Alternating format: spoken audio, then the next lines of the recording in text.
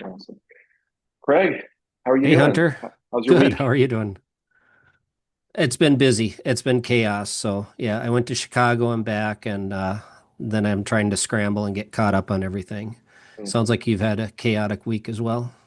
Yeah, similar, but all good things. New listings going live, projects that were nearing completion.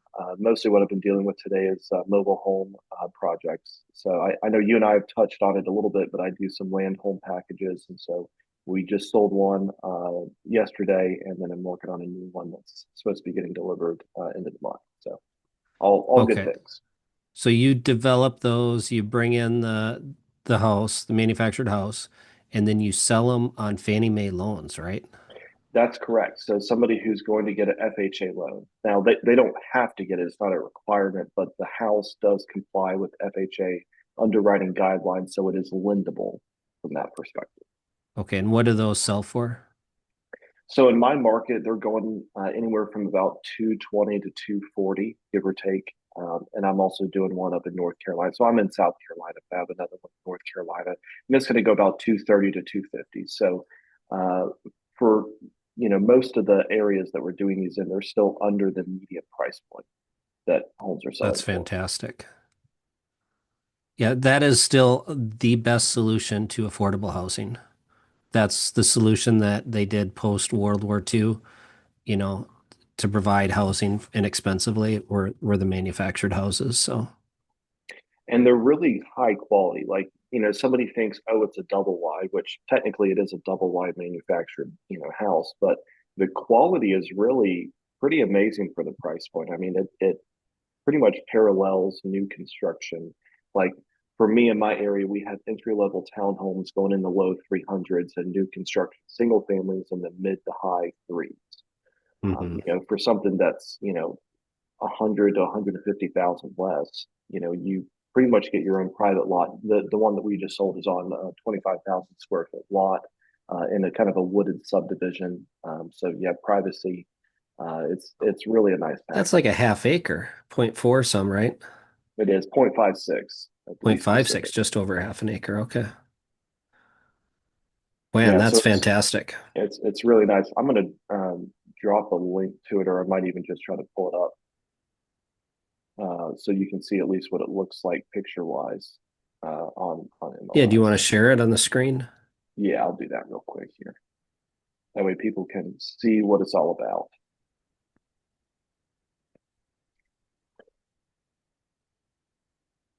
All right. Can you see my screen okay now? I can. Yep. So this is it. It's a 3-2 is our model. It's a 32 foot by 56-foot house, 1680 square feet. So this one we sold for a little bit above listing price. We sold for 235 basically. But this is what the front of it looks like. Very simple. It's got gravel driveway, seed and straw throughout the whole yard. It's got mulch. This is kind of the aerial shot. This is the inside. So we do have it professionally staged for the first couple of weeks that we have it listed. But this is your living room and your kind of dining room, your kitchen. It's all one big area. This is another shot of the living room. You can see there's a bathroom, full bath right here, and then there's two bedrooms on either side. This is the dining room, kitchen, master bedroom, another shot of the master bedroom. And then this is the master bath, double sink, jetted tub, walk-in shower, and a walk. So that's 139 a foot, including all connections and land. That's correct. It's really a great deal, because somebody can come in and they can put 3.5% down, qualify for FHA financing. Um, so actually, I think this is technically 0.58 acres, so it's um, a little bit above 25,000 square feet, but it's really a great lot. It's in a cul-de-sac. Everything that's kind of behind the house is another lot that's unbuildable, that's owned by the lady that we bought this lot from, and it's probably not ever going to be built on. So essentially, you get like 2 or 3 acres behind you that's just like pristine land that no one's ever going to touch. Yeah, so I don't know what new construction costs are you by you, but $200 a foot is not out of line here. So at 1650, just the construction cost would be about 300,000. So Hmm. this is a screaming deal. Yeah, it's a great deal, and we really feel like we're making a positive impact in our community, providing super high quality housing at very affordable prices. Because I mean, I don't know about you, Craig, but I can't be affording a five, six, $700,000 house in my market. That's very expensive relative to our median sales price, which is about somewhere anywhere between 370 and 400 right now, depending upon different Yeah, aspects that you look at. So. we're not that far off. Locally, I think total we're in about that ballpark, but just my region, we're at about 440, 450. So Awesome. okay, so Fannie Mae came out with a report for their May report, and they had a couple key items here. So let me pull that up. I sent that to you. I don't know if you had a chance to review it. You've been running around all day. I have been running around, but no, I'm looking at it now. And it's not shocking to see some of the economic outlook. So the Yeah. outlook, for number of home sales was revised for 2025 from 4.92, which is up from 4.86. So Yeah. So they're seeing an in other increase words, in a positive sales. increase. Yep, which is good. Helps people like you and I.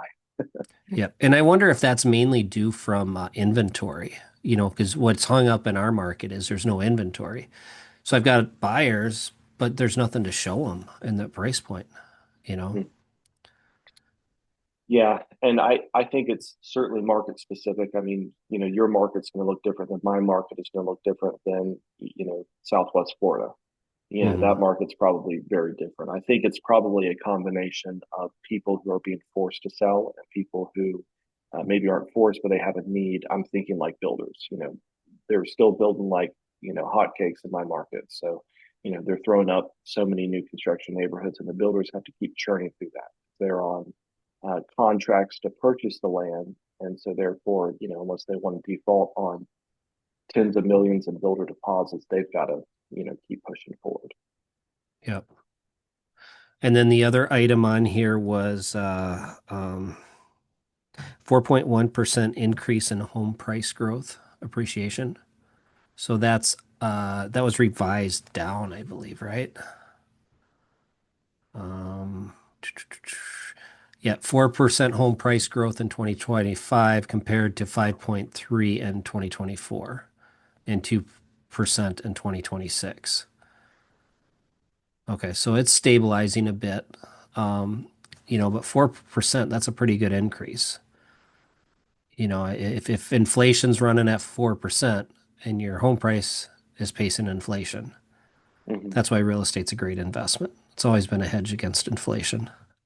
Yeah, it has. And, Zuber always says it all the time, but, inflation is a feature, not a bug. So, it's like, how do we take hold of that and use it to our benefit, not just let it use us?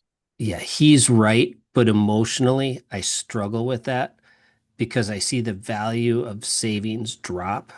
Principally, I think it's wrong, but I know the money supply has to expand. So I struggle with fiat currency and that whole argument because you can't have a static currency either. Hmm. So I'm still struggling with that. So every time he says that, I'm like, I know he's right, but principally it's still wrong. Yeah. No, I agree. I agree. It's going to be really interesting because I think coupling some things we're seeing out of Trump's tax reform bill, or however else you want to classify it outside of saying the big beautiful bill.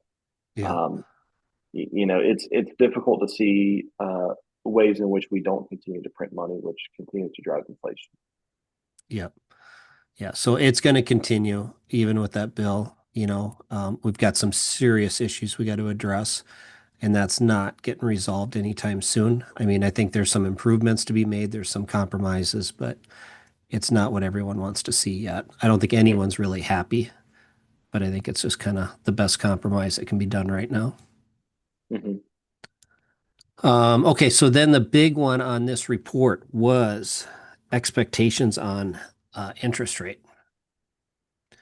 So mortgage originations rise. That was the other one. Mortgage rates lowered. So a key driver for the improved home sales forecast is a lower expectation for mortgage rates.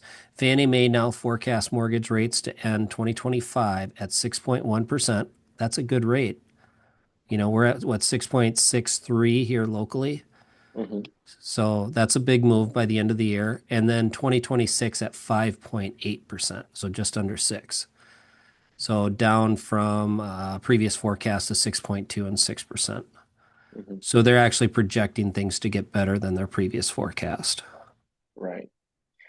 Which, which, it's difficult because, if we end up going into a true quote recession, Q3, Q4 of this year, how is that going to affect, those rates? Does that incentivize the Fed to, lower, and therefore that's positively impacting the 10 year?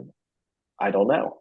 Mm-hmm. Um, it's I don't know. It's gonna be I think very dependent upon if the end of this year, Q3 and Q4, is actually classified and called a recession, or if they continue to kind of, I hate to say sweep it under the rug, but I feel like they've gone back and revised more numbers than I probably would have liked to see for the last, The two, jobs three report. quarters. Mm-hmm. Yeah, every time, right? They send out the jobs report and then, oh yeah, we revised our previous data by 800 billion jobs.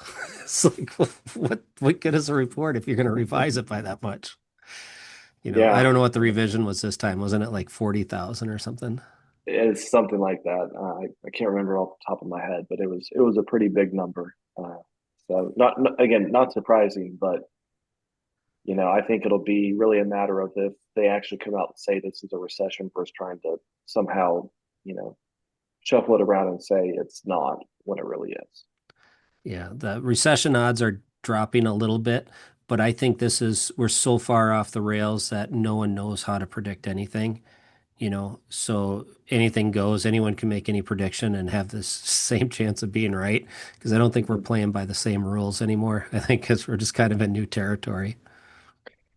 You know, I, Craig, I don't know what you think about this, but with Fannie thinking that the rates are going to drop and drop to these numbers that they forecasted, do you think that might have any positive impact or sentiment to how a potential buyer for, Fannie Mae might, look? I'm starting to believe that the rates will help, right? More people will qualify. But what I'm seeing out there is people are tired of waiting. They have to move anyhow now. The buyers are coming out. We're getting a lot of activity. Seeing a lot of multiple offers under the median, right? Mm. Houses are getting bid up 40, 50 grand over asking price now Yeah. if Wow. they're under the median or under. Now, once you get up over 1 million, that slows way down, and that's a different market. And there's little different Mhm. pockets here and there, but the buyers are coming out in force now. I think they're just done waiting. Which So market are you in, Craig? I'm in the Twin Cities, Minneapolis, St. Paul. How about you? Mhm. I'm in Austin, Texas. Okay. Are you a realtor? I am. Nice. Okay. Good, because we got a question for you. You're going to be able to answer. Okay, I'll try. All right. Should we jump over to that topic now, Hunter? Sure. Okay. So I had a viewer ask me a question, and I've been so busy that I haven't been able to post a video. Now that we have three realtors on this call, um, his question is, how do I select an agent for selling my home? So who wants to start with this question? How would you respond to that?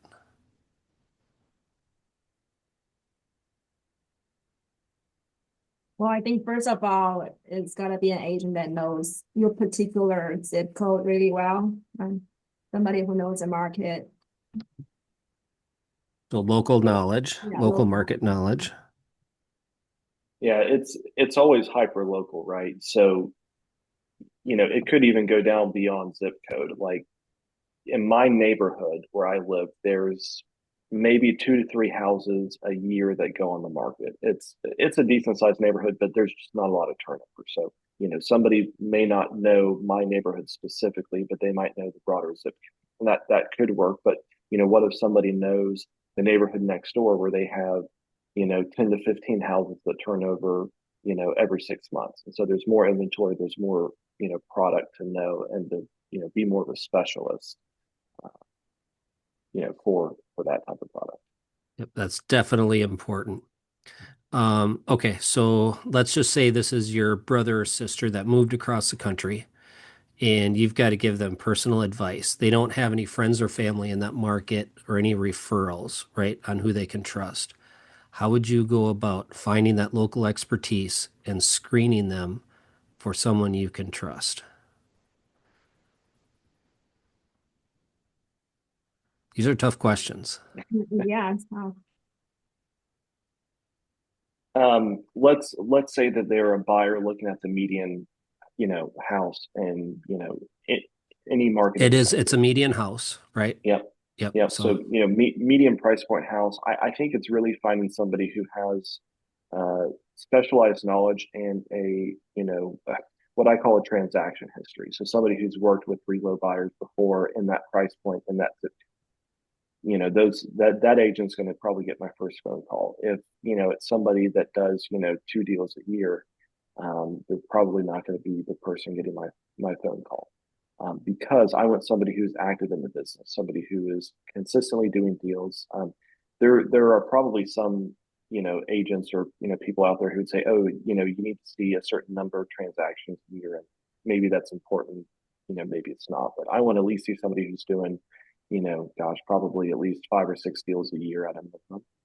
And then making sure that they have knowledge working with my type of, referral, my type of client, in that specific area. Rick, how I about thought you? your question was like, how do you go about finding someone like that, right? Yeah, that's really his question. Yeah. Oh, is So it? we've Oh, I'm identified sorry. no, no, it's part of the question, right? Because you're identifying qualities in an agent. But Denise, you're right. How do you take that? How do you find those qualities then in selecting the agent? So to your point, Hunter, is the number of recent transactions.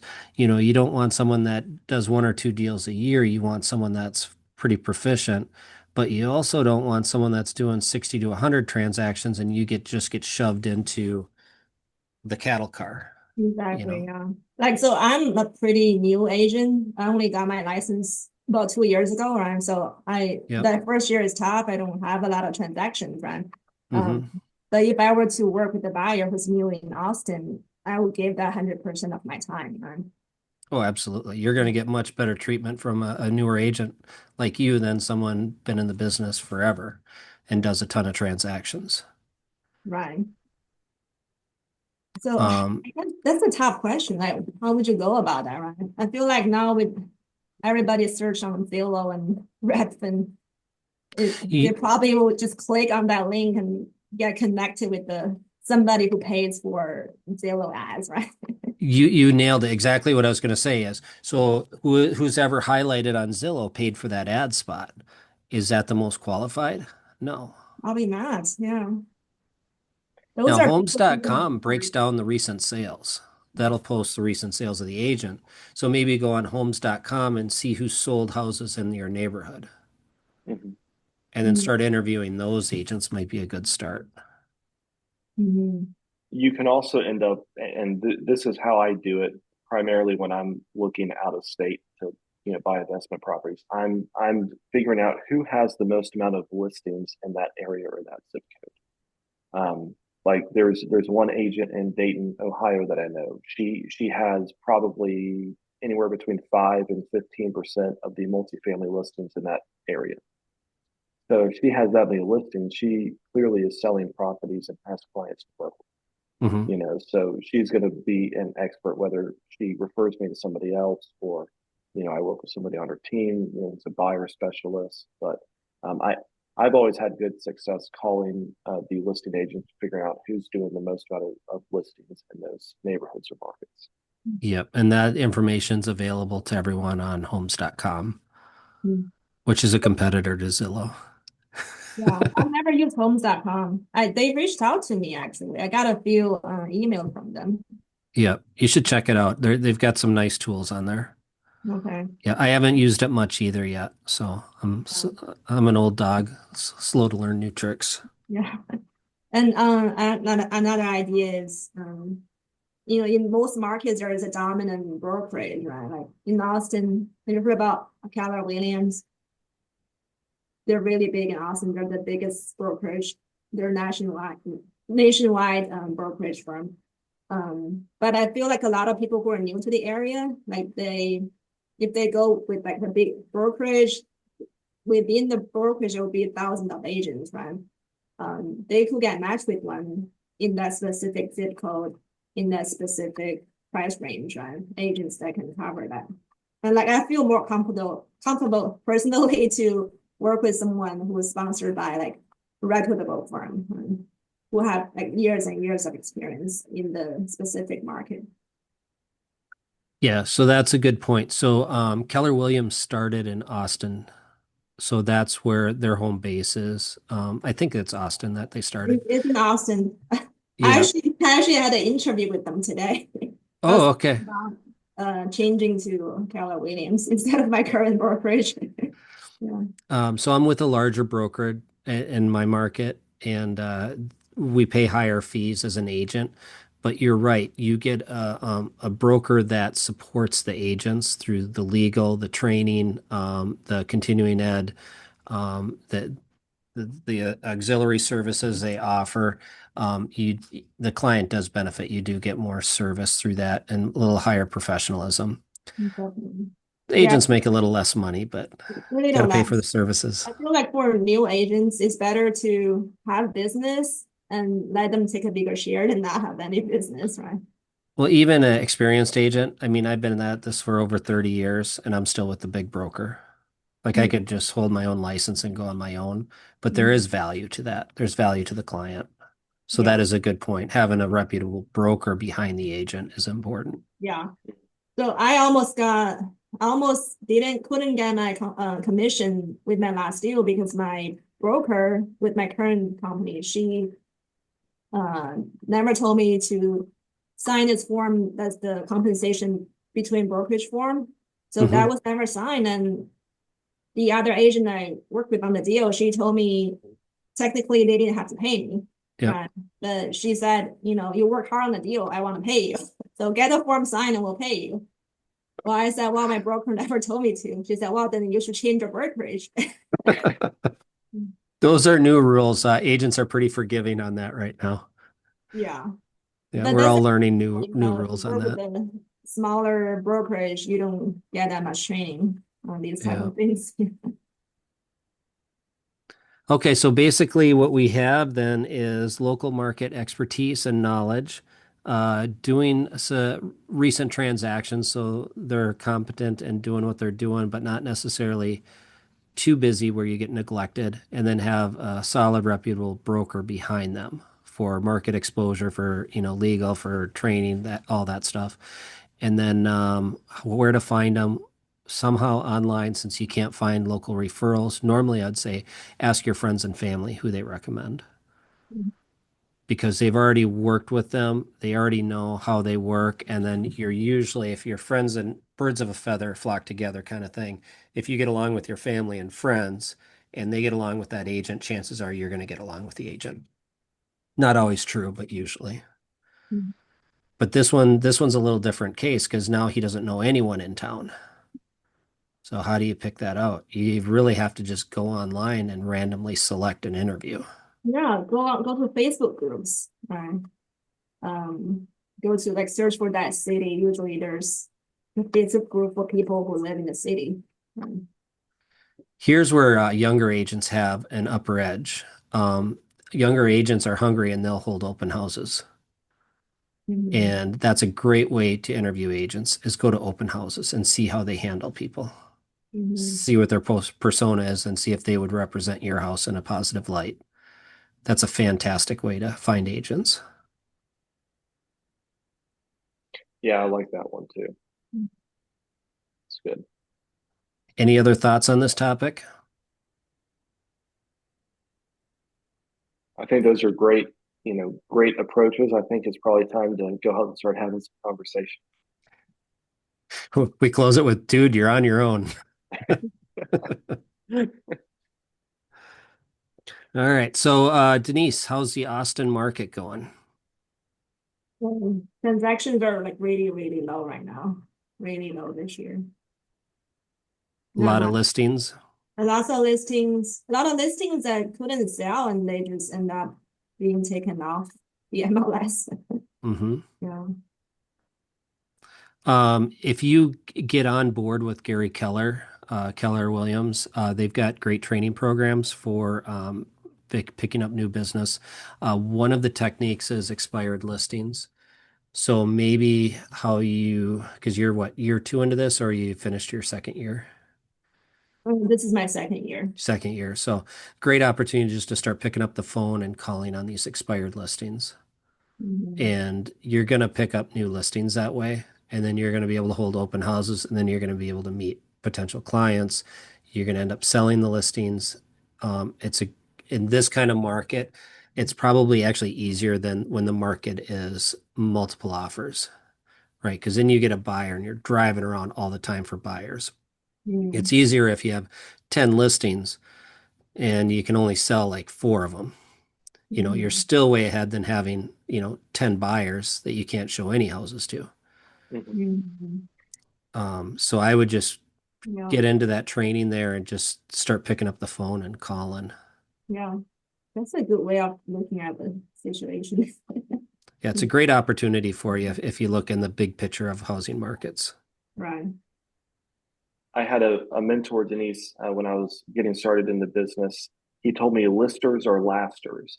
In other words, if you're listing properties, you're going to, withstand whatever, market or market correction because you always have something that somebody else can buy. And, you can certainly still work with the buyers, but if you have 10 listings, I bet you that's probably less work, than half of those buyers. Maybe not. Maybe you have some difficult clients, but the more listings you have, you can really then start to focus on marketing and prospecting to sell your listings, and you can generate more listings. You can generate more buyers, and at some point, it just kind of starts to snowball between past clients and new business that your current business generates you, and so it just it keeps going until you say, hey, I have enough, or I want to hire somebody to take these calls. Mm. Is that what you recommend? Just focus on listing versus representing buyers? I would, because you're going to pick up buyers when you get a listing. Mm. The buyers are going to come to you regardless. Because are you local there? I mean, do you have friends and family in town, or are you like moved there recently? I've been here for 10 years. 10 Okay, plus. so you've got friends and family that are on your sphere list that you're sending that you're in the business, right? Yes. Yep. Yep. So make sure they're on the list that you keep reminding them you're in the business, and you're going to pick up buyers and sellers that way. But in the Mm. meantime, you're going to have to prospect for additional business Mm. because a number of them won't trust you until you got a few years under your belt. Right. So, Yep. Good point. okay. So next topic. Do you have a topic you want to discuss, Denise? I think I kind of covered is the changing brokerage. I'm thinking moving away from my small firm and joining the biggest in town, right? And just learn from the best. Yeah, take advantage of their training, and then you can switch to a small firm again if you want. Yeah. Okay. Would you agree, Hunter? Yeah, I think you really need help, figuring out the blueprint to build your business by. And I think, a bigger box shop like, KW is great. I started with KW. I was with them for 4 or 5 years. So Mm. it's, they'll give you tons of training, and then they'll kind of set you on the path, for success. And then at that point, once you kind of build your business, you can decide, hey, do I want to save a couple bucks and go to somebody down the street and have a little bit more boutique of a feel, or go to a flat fee brokerage where you only pay per transaction or per month, and there's lots of different ways to run your business once you get it going. Okay. Yeah. I met with the team lead at Keller Williams today, and I was really impressed with the trainings that I have. And pick up the book, The $1 Million Real Estate Agent. Oh, they actually gave me the book today here. Yep. And then as long as you're there, hit them up for the $1 Million Real Estate Investor. Okay. And those are, if you follow those blueprints to the T, you're going to be successful. Okay. He's really done a good job, and they're a competitor to me up in this market, Keller Williams. I mean, we're all friendly competitors, but um, that those books, if you're going to be an agent, that book, if you follow that to the T, you're going to do a ton of business. Same with the $1 Million Real Estate Investor. Okay. Yeah, so I don't know, Hunter, you probably know in previous video I said I have a W-2 job also. I work at Dell in finance. I've been working in tech for almost 15 years now. I feel like I've met a ceiling at what I can make income wise, because it's getting harder and harder to climb up the ladder once you're at a certain um, level, right? Now we're consolidating the company and we laid off a lot of people last year. At Dell, we laid off over 20,000 people, right? And the manager to team member ratio is getting bigger and bigger too. Now one manager has to manage 20 plus people. So it just becoming harder and harder to climb the corporate ladder. So yeah, I feel like real estate is a great way for me to, I mean, I'm already investing, already managing properties and um yeah, if this becomes successful and the real estate commission replace my full-time job, that could be another career path. And it's just what I'm thinking right now. Yeah, it's a good gig. Some people do extremely well at it. Others, you know, it depends what you're after. If you want to just go after it and make a ton of money, you can work nonstop and make a ton of money in the business. Or if you want time freedom and flexibility, you have that ability in this business too. Mm. Um, so there's pros and cons, and you focus in on what's most important to you. Okay. Yeah, I Mm. would I would kind of just echo what, Craig said, figure out what you want to do. How do you feel like real estate sales fits into your long-term, vision of, being an investor? Like for me, I got into sales because somebody said you can make commission and roll it into, investment properties. And I was young and didn't really know what that meant, but I stuck with that, and now it's provided me great opportunities, and now I can qualify for real estate professional status. I'm getting tax deductions, on top of my investment properties. And so for me, it kind of layered in some different benefits that I didn't have before. So it's all about those benefits, what you currently have versus what you want. Mm. Thanks for sharing your perspective. Yeah. I'm still trying to figure out exactly what I want, but so far I'm just kind of following my heart, Mhm. just doing what I like doing. You don't know unless you try. Right. Yeah. Yep. Cool. Well, keep us posted. We're here every Tuesday at noon Central. You're Central, right? Austin Central Time, right? Yes, I'm I'm awesome. sorry, not noon. That's my other meeting. This is 3 o'clock every Tuesday. Yeah. Yeah. So why is everyone looking at me so confused? I was like, wait, Craig, what time zone are you in? I'm in my own time zone. Okay, so here's one for the rental market. So I had a situation. I've got two properties, two investment properties. They're townhomes, both in great school districts, right? Like number one and number two school district in the Twin Cities. It might be number two and number three, whatever. So they're both very top rated school districts. They're not that far apart in the suburbs. Um, One I put on Zillow to advertise it for rent. It's 2 bedroom, 2 bath, 1 car garage for 1,800 a month. Probably 60 some inquiries, and I probably had over 30 people show up to kind of an open house kind of situation. And then I had a number of people that wanted to apply. I only take first come, first serve, and then won't allow other applications till they're either denied or approved. Um, just so I don't run into a situation where they accuse me of picking the best one and I end up on some, fair housing violation by accident. So then the other the market, that one is the same thing. It's a two bedroom, two bath, but it's got a two car garage, 1,800 a month, both in really good condition, great areas, like nothing, crickets. I don't know, maybe five, six inquiries. Mm. So what's the difference? Is there that big a difference in the geographic markets, or is Zillow throttling listings? I don't know. Okay, you The ads said are about the same. They look about the same online. Same, very similar area, in the area. Hmm. and a huge difference on responses. Remind me on the like on Zillow, if you have a house for sale, it tells you the number of views or clicks on it. Does it do the same for the rental, or does it just show like number of applications and days on market? I Um, can't remember. Great question. Bear with me.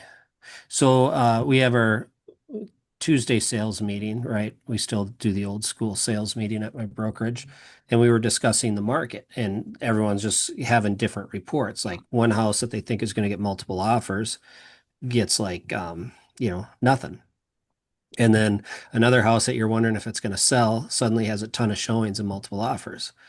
So agents in the for sale market are also kind of questioning like why one house is moving and the other one isn't. So it may just be a real spotty market right now. Yeah, I'm certainly seeing that in my market. Like, you know, uh, two of my more recent listings, both of them went under contract within might have even been 10 days. Yeah, I think 10 days on both. But we had three showings on one and five showings on the other. And the last showing got an offer on both that we're now under contract on. So um, it's not the market that we're used to here either. It looks more like 2018, 2019, where you have a handful of showings and one offer, you know, Okay. but it, definitely is probably going to be market specific or neighborhood zip code specific.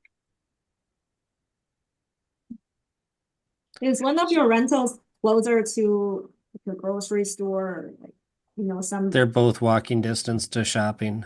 mhm. Hmm.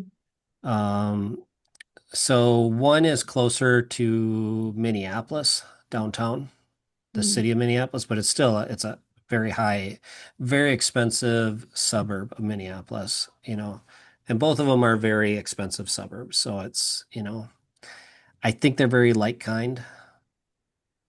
I do have Do stats on this.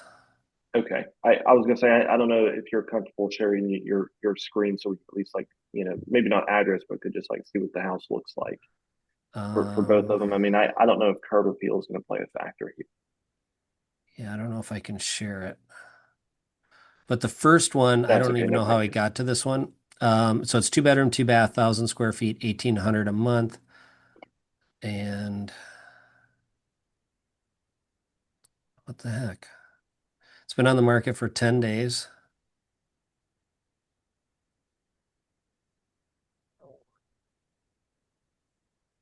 Now I can't get the details.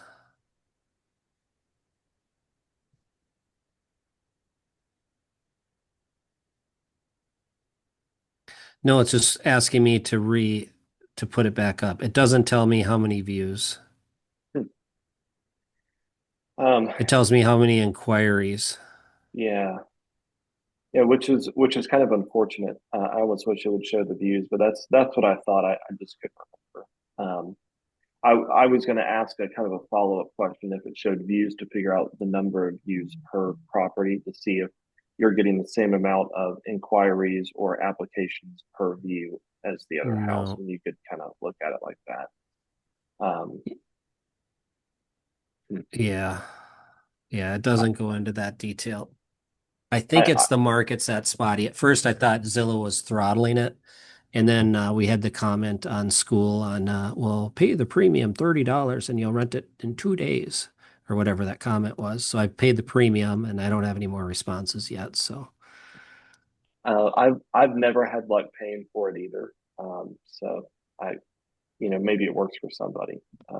It would be really interesting to see what the overall demand is like across the neighborhood or zip code. Like for me, if I'm renting a single family house that's a 2 bed, 1 bath, it's a small house, it's going to have the same, kind of inquiry response rate, at least in my market, as a townhouse or a large apartment.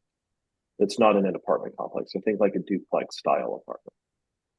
So those tend to all perform kind of similar, but the second that you start, getting a bigger house, townhome or single family, obviously that's going to, change the amount of inquiries. So I wonder if you have a lot of, other two one, two twos that are affecting your demand pool in that market. And somebody saying, hey, I can go rent the same square footage, just not a townhome. I can go rent an apartment for 500 bucks a month less. That's a very good point, and I bet you that's exactly what's happening because that's an older suburb because it's closer in, and there's older availability of apartments and condos that are rented for less money. They're older buildings. So maybe the people are just going to as cheap a unit as they can find in this market. Yeah, I've seen that happen in some of our properties. Like if we're, and I forget what the term is, but if you're like the cheapest price in the marketplace, you're going to have a ton of demand. But if the same quality renter, if they're going based off of price, they say, hey, I'll take anything in this zip code or this neighborhood if I can be, in this area, then they'll just take the cheapest thing. Some people are going to say, hey, if I want to go live in a nicer suburb, I don't mind paying a premium for a quality product. So the other one is in a newer community. Um, so this is the one that got all the hits is basically the least affordable or the most affordable in the market. There might be a few units that are less expensive, but it's at the bottom end of the market for affordability there. Yeah, I would guess that's probably why you're getting so much traction on that versus not on the other. Well, being a realtor, I obviously took a lot of the leads from the first one and trying to encourage them to come take a look at the other one. So I have three people that are going to come take a look at it. So There you go. That's great. we'll see what happens. Are those your own properties or those are your clients' properties? They're mine. Yeah. Mhm.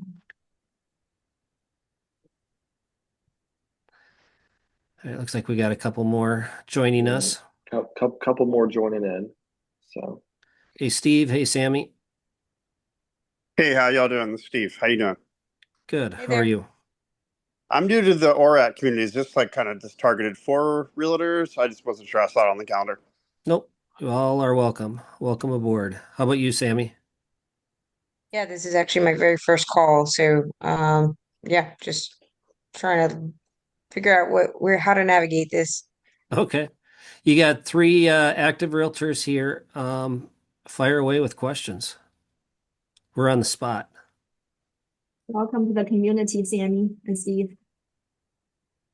Thank you. I am a realtor in the state of Florida, Oh, but we got I'm four actually realtors. yeah, but actually looking to purchase a next investment property in the Midwest. So, yeah, I'm kind of priced out of my market here. Where in where in Florida the are you? Midwest? I'm in Orlando. And then back to Hunter, where are you looking to invest?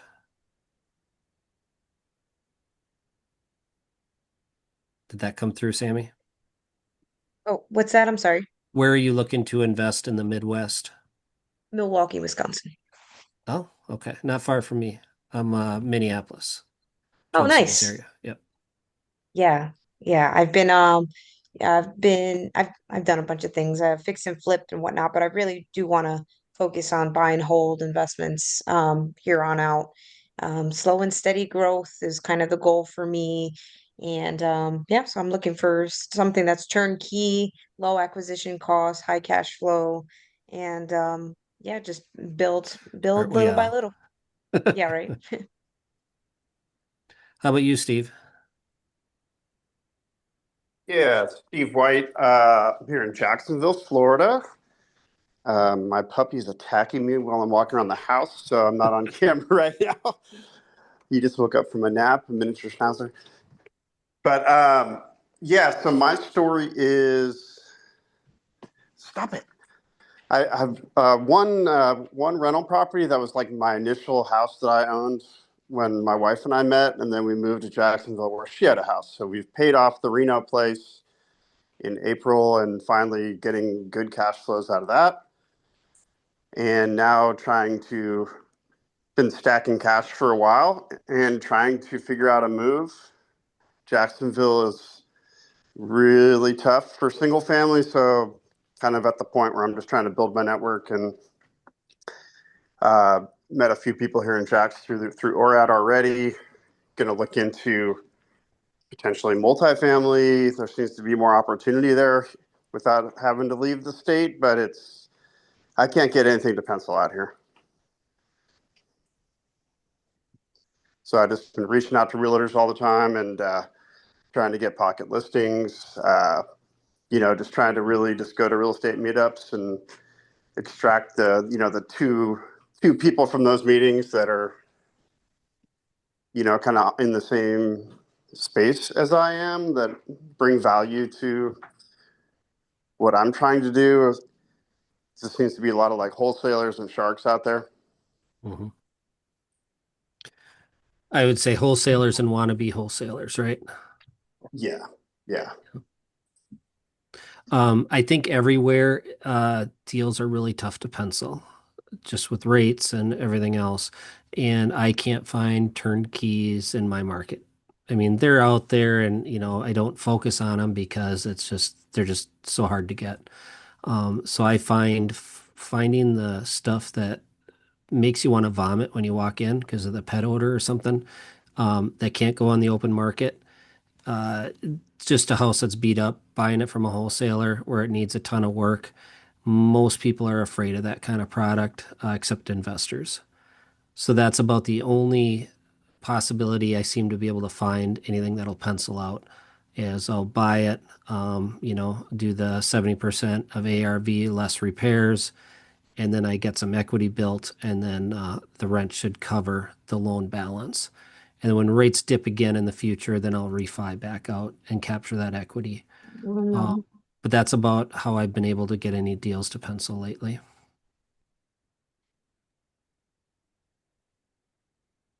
Yeah, just kind of echoing, Craig. For me, it's been mostly creative stuff. So, trying to take over somebody's debt subject to seller financing is always a preferred method.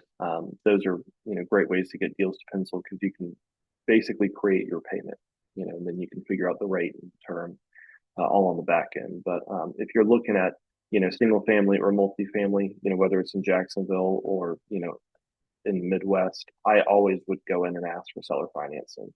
I feel like, especially in Florida, they probably have some good equity, if not own it outright. So there's probably some ways to capture that.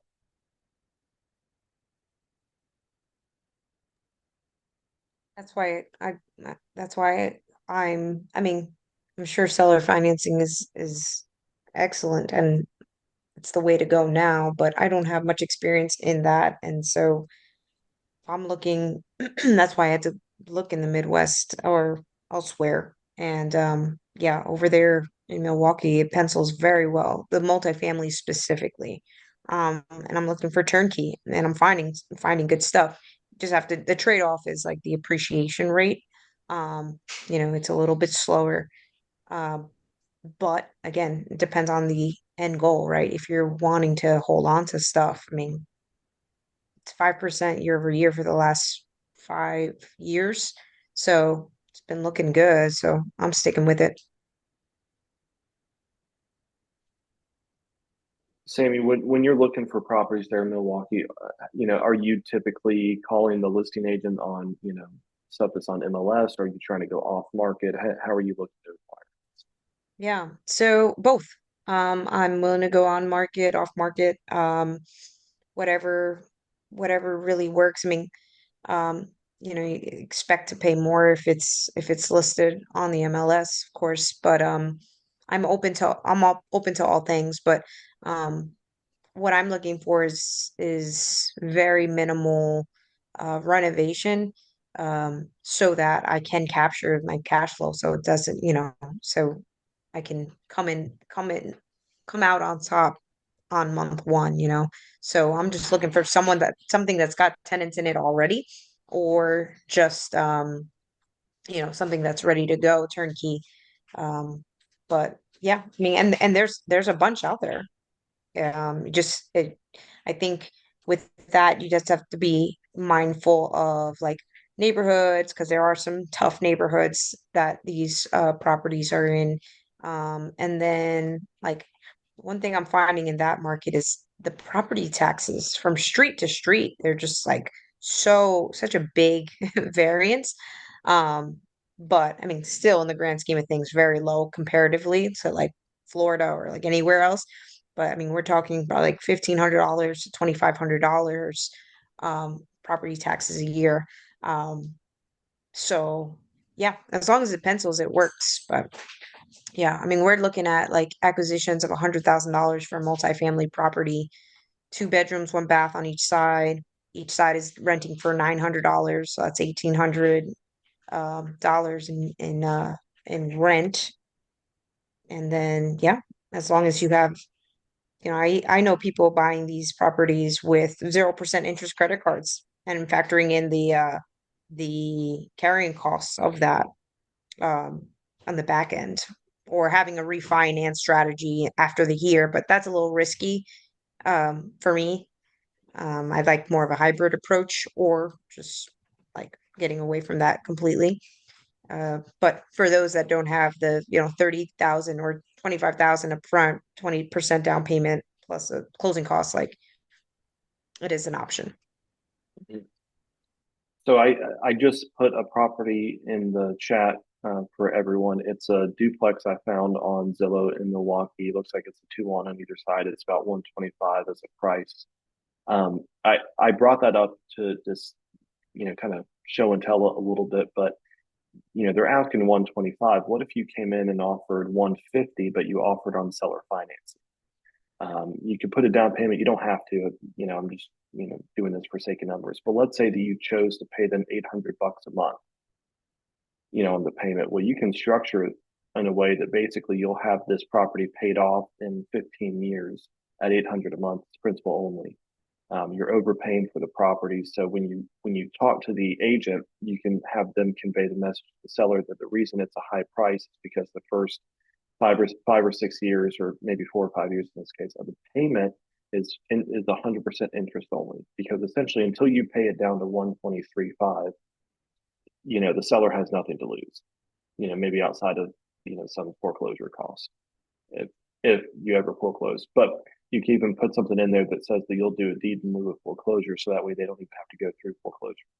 So you're protecting the seller doubly, and you can really maximize your benefits because you essentially just bought a house $0 down out of pocket, and maybe 50% of your rents go toward paying the seller, but over time those rents will grow, and in 15 years you'll own it free and clear. So I would, if I were you, I would go make a bunch of offers like that, whether it's on or off market, but essentially just try to, um, mark up your sales price a little bit above what they're asking, do 0% interest, and then just figure out a payment number that works for both you and them. And then all you're really doing is factoring the length of the loan on the back end. Well, this is very interesting. Now, in this, this is with factoring in the listing agent and the buyer's agent still, like everybody kind of can be included in this, or They could, depending upon if you or the seller want to come out of pocket to pay back. If I'm getting a good deal with 0% interest over 15 years, I don't mind paying for the agent fees. I don't, because let's say that's 5% of your transaction price. Um, mm, so 5% on that is $6,000-7,000. yeah, It's not a whole lot of money. But yeah. if you also go direct to the listing agent, you might be able to cut out the need for a buyer's agent in that market, unless you sign something with somebody. But lots of different ways to do it. You just got to figure out what numbers work for you, and are the benefits that you're seeking, are you going to get them out of that property with that? Right. Oh, I'm definitely interested in learning more about this strategy, especially upon like how structuring the contract or you know, just structuring directly with the owner of the property and like how to make it legally bound and whatnot, especially because the bank's not involved now. Yeah, well, it's the same legal process as you buying it with cash or with bank financing. You're just going to write up a normal purchase agreement, and normally they have a financing section, so you'll go through and say, hey, this is being financed by the seller. Maybe you have an addendum to the contract, and you just write in the terms that you want. Then you'll take it to, I believe they're a title state. Greg, you probably know if it's a title versus attorney state. Um, Title, yeah. Hmm. I think Unmute. Interesting. It's title. title. Okay, yeah. I'm like So, talking. There's no mute. so then, Sammy, you'll just take that to a title company there in the area. They'll do all the title background, work needed, and then they're going to draft all the documents. It's typically, well, I don't know what it is for that state. Normally, at least for my state, it's a promissory note and a mortgage. So there will be two documents alongside of the deed and anything else that you want them to draft specifically for it. But it's basically the same process as buying cash, if not easier. There's just a couple of additional documents for the attorney. Yeah, it's correct, Hunter. It's just a note and a mortgage. Hmm. Yeah, yeah. Some states are deed of trust, so I can't remember which is which. Hmm. Hmm.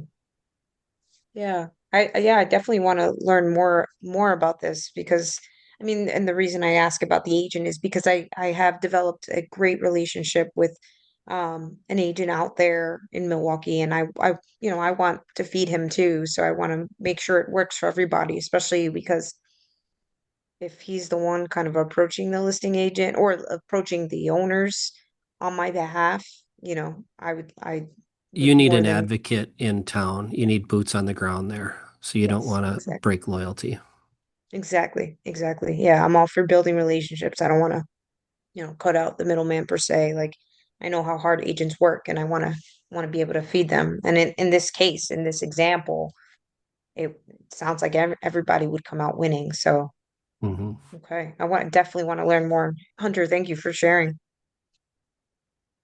Not sure where he went. His camera died. So what's the market like in Orlando? It's hot. I mean, it's uh Orlando's one of these cities where, we have well, it used to be accessible to all, but now it just seems like there's a like, it's just it's either you're stuck in the poor or the rich, right? There's like the middle class kind of shrinking. Um, so we're looking at you know, medium sale price, probably like mid fours, mid four Mhm. hundreds here. And then, but what I'm seeing here is that going, there are lots of listings, but they're north of like 600, 5 to 600, and those are sitting longer. If you find anything below four, those are getting scooped up real quick. So just depends on like who you ask about like how the market's doing in Orlando. Like it could be, it's all a perspective thing. It all really depends on what you're looking for. As an investor here, a buy and hold an investor, eh, unless I'm actually very curious to speak to investors here in Orlando because nothing pencils here, nothing.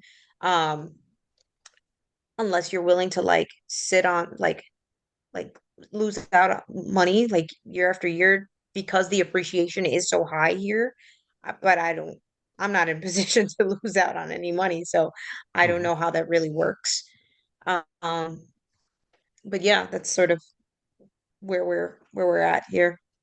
So you guys didn't get hit with the hurricane market, the insurance problems, all the not the foreclosure, the crisis, the housing crisis are talking in Florida. Orlando seems to be No, immune to that. You were out of the path of correct, because we are destruction. inland. We are Yep. inland. However, we do home insurance rates are increasing tremendously, which makes it hard for deals to pencil with that. So that's also a big factor too. Like we're not right on the water, so we don't have all that stuff, but we are still affected by it's kind of like a ripple effect. Yeah, I had some property down in Daytona. I sold post-COVID. It just felt the prices were getting out of control. Stupid pricing. So I'm like, Florida is such boom and bust. I'm out. Yes. Yes. In many ways it is. In many ways it is. Yeah. And I fixed and flipped a couple properties here in 2022. Excuse me, and it was good. But now it's just too risky Mm. for me. Unless you get something that is just so badly you can't even act like I wouldn't know what to do with it. I'd run from it. So um yeah. And then another thing with Orlando is there's so much building going on. The builder sentiment is very high here. I mean, I work for a construction company. That's kind of like my 9 to 5. I'm a project manager, so I get to see a lot of the stuff that's happening. But I work in more of like a luxury market. So like these people are not affected by, you know, whatever happens. Like they've got so much money, they can afford, $150,000 renovation on their kitchen right now and not blink an eye. So it's just different Their levels. clientele is we call them, when I was in Florida there, they called them the Q-tips, the gray hair, white, Exactly. yep. Yep. No Yep. sun, just So pure white from the north from Minnesota. yeah, pretty much. Pretty much. Guys, I'm gonna have to drop here in a second, but y'all are welcome to, keep chatting. I'm just gonna have to drop off. I've got another call I've got to hop on tonight. Yeah, I'm gonna have a call. I'm gonna have to jump on here soon, but we'll Right. wrap up soon. Awesome. Um, Okay. All Steve, do right. you have any Good talking with you further guys. questions? No, I just dropped a property